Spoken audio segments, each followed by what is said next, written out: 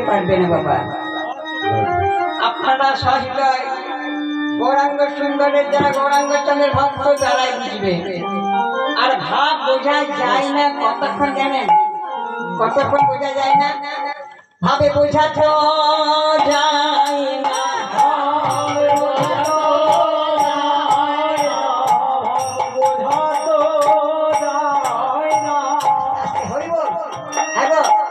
কতক্ষণ ভাব বোঝা যাবে না জানেন?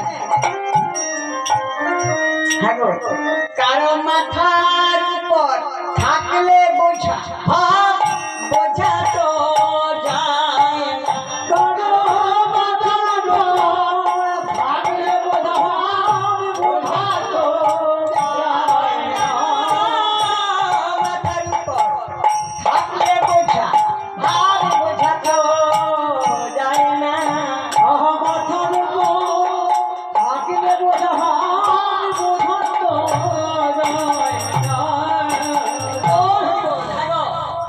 বোঝা মানে কোনো দ্রব্যের বোঝা নয়।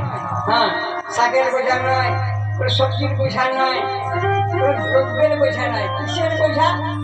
কিসের বোঝা? অহংকার, অভিমান, হিংসা, ভেদাভেদ। আমার যদি অহংকার থাকে, হিংসা থাকে, ভেদাভেদ থাকে, যতক্ষণ এই বোঝাগুলি থাকবে মাথায়, তার বোঝা তো যায় না।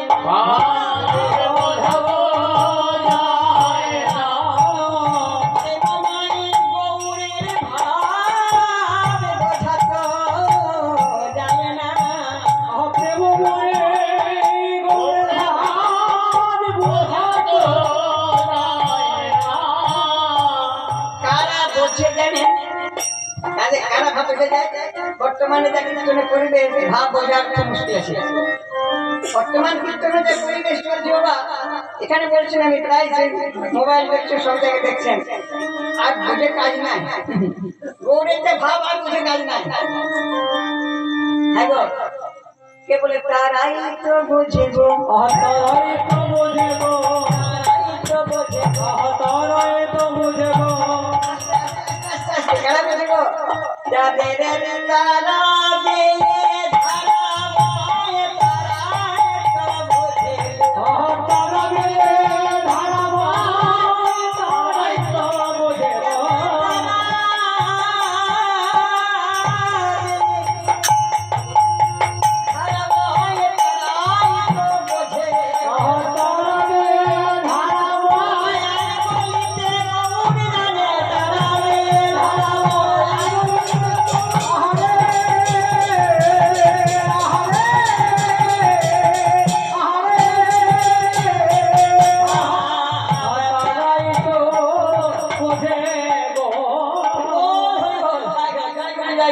বাবা দেখুন, আমি গচ্ছনিকে ভাবনা করবো না।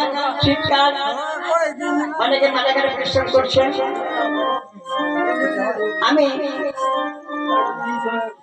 আজ গৌরাঙ্গ সুন্দরের বারবার যুগে যুগে নেমে আসার কারণ আমি অন্য কারণ বলবো। আমরা সবাই জানি, আমি গতবারে বলেছি হরি নাম নিয়ে এসেছেন, এখানে নামের চর্চা হয়।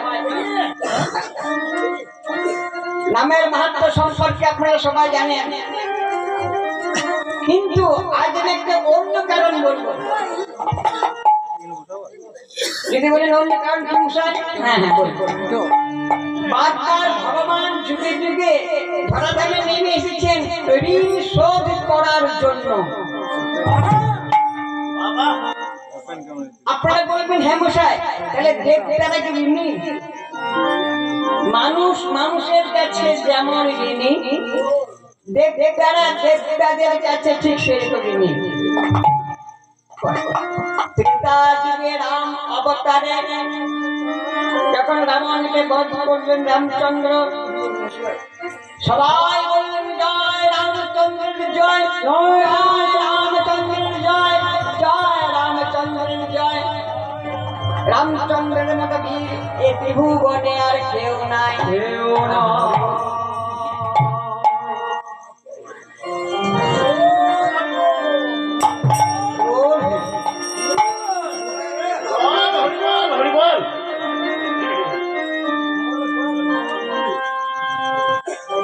সবাই বলছেন জয় রামচন্দ্রের জয়, রামচন্দ্রের মতো বীর ত্রিভুবনে কেউ নাই, কিন্তু একজন বলছে না, জয় লক্ষণের জয়, লক্ষণের জয়, লক্ষণের মতো বীর ত্রিভুবনে আর কেউ নাই। হ্যাঁ গো, বলে দিলে হবে না, কে বলছেন? অগস্ত্যমুনি। বাকি মুনিগণ সবাই বলছেন জয় রামচন্দ্রের জয়, রামচন্দ্রের মতো বীর ত্রিভুবনে কেউ নাই।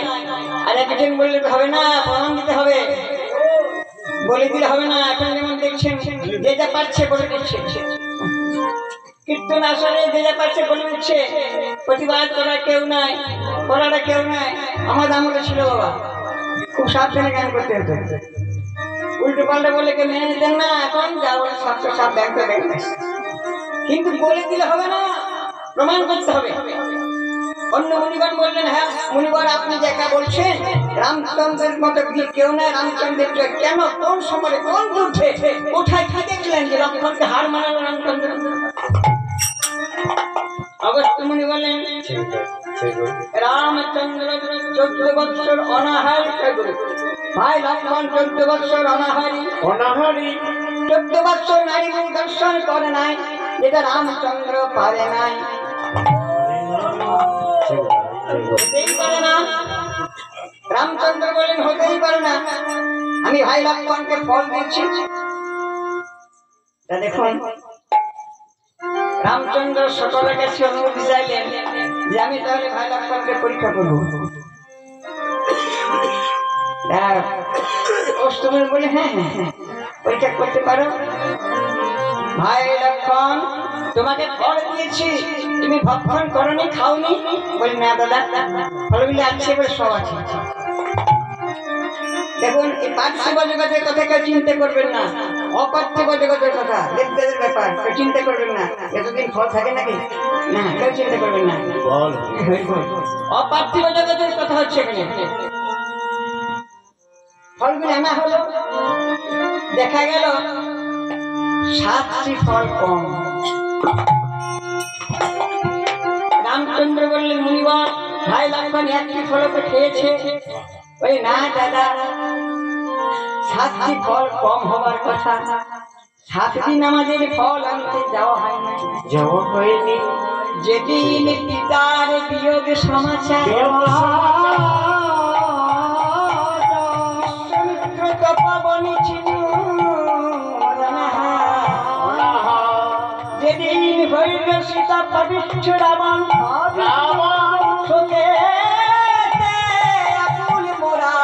ফল আনে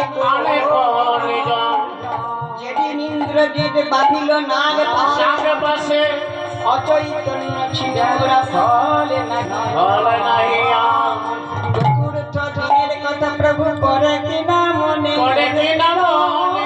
পাতালে মহির ঘরে বন্দি দুজনে। পঞ্চম দিনের কথা প্রভু নিবেদি চরণে, ইন্দ্রজিৎ মায়া সীতা কাটিল যে। ষষ্ঠ দিনের কথা শোনো নারায়ণ, মারিল রাবণ। সপ্তম দিনের কথা কি বলিব আর, যেদিন রাবণ বধ আনন্দ সভা। এই 7 দিন আমাদের ফল আনতে যাওয়া হয়নি দাদা, তাই 7টি ফল কম আছে। প্রমাণ হলো এইবার সীতা দেবীর সঙ্গে ছিলেন রামচন্দ্র, বিশ্বাস করতে পারছেন না যে নারী মুখ দর্শন করে নাই। কিভাবে লক্ষ্মণ ভাইকে পরীক্ষা করছেন দেখুন। প্রথমে সীতা দেবীর মাথার ভূষণ, ভূষণ মানে অলঙ্কার, সেই মাথার ভূষণ টেনে বলছেন ভাই লক্ষ্মণ বলো তো ভূষণটি কার? লক্ষ্মণ সীতা দেবীর মাথার ভূষণটি হাতে নাড়াচাড়া করে ফেরত দিয়ে দিয়ে বলে দাদা আমি বলতে পারবো না।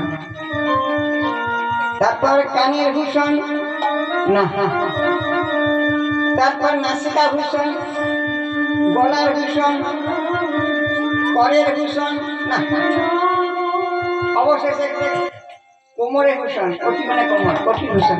বলছে না দাদা আমি বলতে পারবো না, এই ভূষণগুলির সঙ্গে আমি পরিচয় নাই, আমি বলতে পারবো না।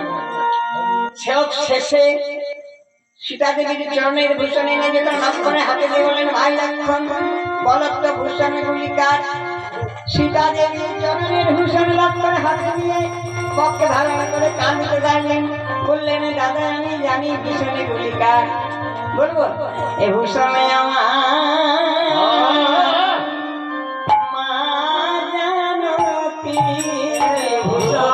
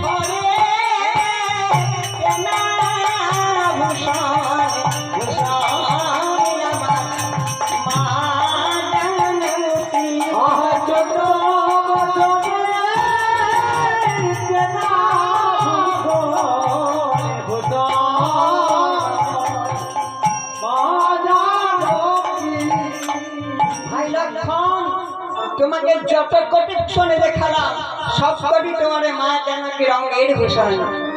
লক্ষ্মণ সবিনয় কণ্ঠে বললেন, দাদা আমি কেমন করে জানবো? মা জানকীর সঙ্গে সঙ্গে আমি থাকতাম, সেবায় রত ছিলাম, তো কোনোদিন মা জানকীর চরণ ছাড়া আমি বদন পানে তাকাইনি, তাই চরণের সঙ্গে আমার পরিচয়টা বেশি ছিল। আপনার কথা সত্য,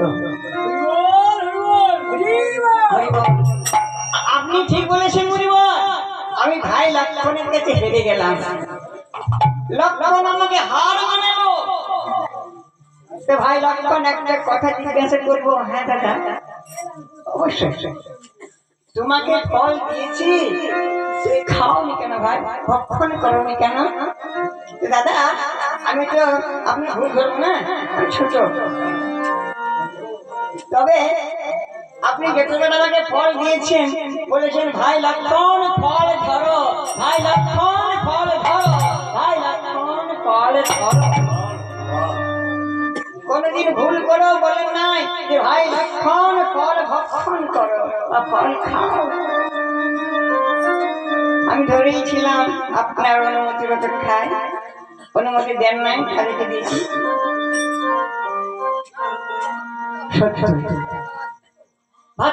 প্রেমের গায়ে তোমার কাছে ঋণ রয়ে গেলাম। একটা কথা বলি, সাবধান, যদি এই প্রসঙ্গটা আসছে না তবে একদিন বলি, মানে কি বলবো, আমাদের কীর্তনীয়দের কর্তব্য হচ্ছে, গুরু বলুন, কীর্তনীয় বলুন, বৈষ্ণব বলুন, কর্তব্য হচ্ছে যদি কেউ মানুষ ৮৪ লক্ষ জনে ভ্রমণ করে এসেছেন, যদি দাদা বিপথে যায় তাদেরকে বিপদ থেকে সুপথে সঠিক পথে নিয়ে যাবার, মানে কি বলবো, পদ্ধতি বা নিয়ে যাবার উপায়টা বলে দিতে হয়। সেইটাই হচ্ছে আমাদের কর্তব্য। বর্তমানে সেটা হচ্ছে না, সেটা ইচ্ছা কি জানেন তো, সেটা হচ্ছে কেবল কৃষে আমার দ্বিগুণ চতুর্গুণ টাকা কামানো যায়। তাই দেখুন এখানে শিক্ষণীয় ব্যাপার আছে যে লীলা, এই যে কৃষ্ণের ধরুন আমরা যে রাজনীতিটা দেখি, ধরুন রাজনীতির প্রসঙ্গ নয়, বুঝাবার জন্য বললাম কথাটা, স্ত্রী পুরুষ আমাদের দেখুন মঞ্চে নাচা হয়, এটা সত্যি কি বটে? নয়, কিছু উপার্জনের জন্য। এইটা নিয়ে আমরা বিপথে মানুষকে ছেড়ে দিচ্ছি, কিন্তু এটা কীর্তনের অঙ্গ নয় বাবা, কীর্তনের অঙ্গ নয়। তাই জন্য বলছি যে রামচন্দ্র লীলা করেছেন, আপনারা অনুকরণ করুন, ক্ষতি নাই, কিন্তু কৃষ্ণলীলাটা অনুকরণ করবেন না, অনুসরণ করুন। কৃষ্ণলীলা অনুকরণ করলে বাড়ি খেতে হবে, মার খেতে হবে। যদি বলি কিরকম, কৃষ্ণ গোপীদের বস্ত্র হরণ করছিল, আমরা করবো কি করে? এই চিন্তাধারা যদি রাখেন, অন্তর্নিহিত ভাবকে যদি না বোঝেন, বস্ত্র হরণ কেন করেছিলেন, ওই দেখে বস্ত্র হরণ করতে গেলে লাঠি খাবেন, মার খাবেন, কোমর ভেঙে দেবেন। কিন্তু রামচন্দ্র যে লীলা করেছেন সেটা অনুকরণ করুন, যেন ভাতৃ প্রেম, পিতৃসত্য পালন, এগুলো অনুকরণ করুন। তা রামচন্দ্র বললেন, ভাতৃ প্রেমের দায় আমি লক্ষণ তোমার কাছে ঋণী রয়ে গেলাম। আমি এ যদি সহ্যতে পারলাম না, তোমার ঋণ শোধ করবো কখন জানো? এটা ত্রেতা যুগের কথা। দ্বাপর যুগে আমি হব শ্রীকৃষ্ণ, আর তুমি হবে আমার অগ্রজ দাদা বলরাম। তাই তোমার ছোট হয়ে এই ত্রেতা যুগের ঋণটা আমি দ্বাপর যুগে শোধ করব। তাই ত্রেতা যুগে রামচন্দ্র হলেন দ্বাপর যুগে শ্রীকৃষ্ণ, আর ভাই লক্ষণ হলেন দাদা বলরাম। এইবার একটা দিন শোধ করতে এসে এই ভগবান শ্রীকৃষ্ণ কার কাছে ঋণী হয়ে গেলেন গো? রাধারানীর কাছে। কেন? না প্রেমের দায়ে বলেছিলেন, রাগো রাধে আমি তোমার কাছে প্রেমের দায়ে ঋণী রইলাম। এ প্রেমের ঋণ আমি শোধিতে নারিব, প্রেমে অনুরাগে দিনে গো। এ প্রেমের ঋণ আমি শোধিতে নারিব, প্রেমে অনুরাগে।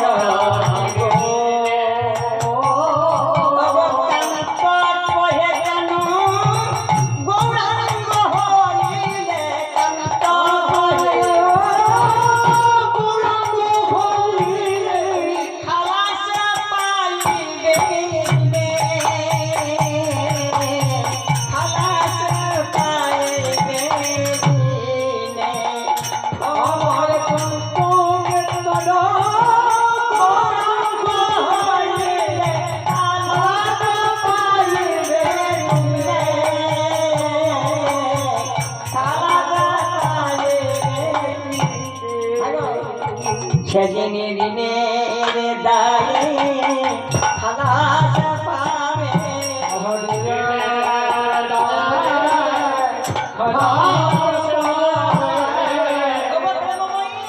আমি সেদিন ঋণের দায়ী খালাস পাবো। যেদিন নদীয়াতে